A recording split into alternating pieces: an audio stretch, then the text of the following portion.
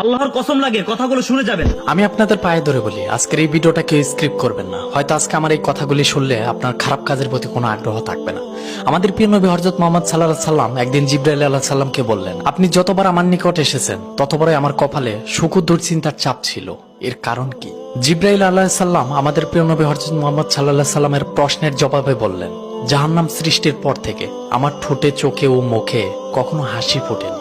জাহান্নাম কেমন হবে? জাহান্নামের গভীরতা এমন হবে যে এর মুখ থেকে একটি পাথর ফেলে দিলে জাহান্নামের তলদেশে পৌঁছাতে 70 বছর সময় লাগবে। বিচারের দিন জাহান্নামকে 70,000 শিকল দ্বারা টেনে আনা হবে, যার প্রত্যেক শিকল 70,000 ফেরেশতা বহন করবে। জাহান্নামে চাঁদ এবং সূর্যকে নিক্ষেপ করা হবে, আর তা জাহান্নামের অবনীলায় হারিয়ে যাবে। আর জাহান্নামবাসীদের শরীরের চামড়া 126 ফুট পুরু করে দেওয়া হবে, যাতে আযাব অত্যন্ত ভয়াবহ কঠিন হয়। তাদের শরীরে থাকবে আরো তিল,